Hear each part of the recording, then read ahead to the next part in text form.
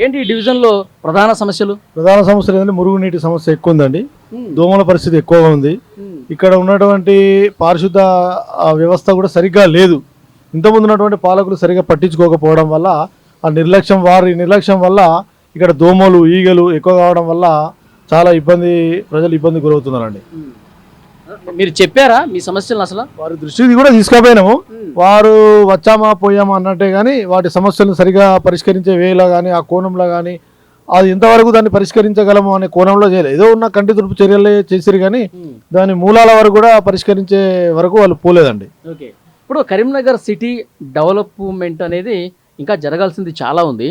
ఇప్పుడు కాంగ్రెస్ వాళ్ళు ఏమంటున్నారు, స్టేట్ గవర్నమెంట్ మాది ఉంది, సో కరీంనగర్ సిటీని కూడా మేమే డెవలప్ చేస్తాం, మాకు ఇవ్వండి అవకాశం అంటున్నారు.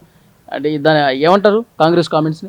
ఇప్పుడు వారు చెప్పింది సబబు కాదండి. ఎందుకంటే ఇచ్చే స్మార్ట్ సిటీ నిధులన్నీ కేంద్రం నుండే వస్తున్నాయి. ఆ కేంద్రం నిధులతోనే స్మార్ట్ సిటీ నిధులు వాడుతున్నారు. ఇప్పుడు రోడ్లు వేయడం కానీ పారిశుద్ధ్యం కానీ ఆ నిధులని సరిగ్గా వ్యవస్థ వాడాల్సిన పరిస్థితి వాడడం లేదు. అలా వాడాలి, కేంద్రం నిధులు సరిగ్గా వాడండి, అందుకని బీజేపీ ప్రభుత్వం రావాలి, దాంతోనే సరిగా వ్యవస్థ నడుస్తుంది అని మేము అందరం కోరుకుంటున్నామండి.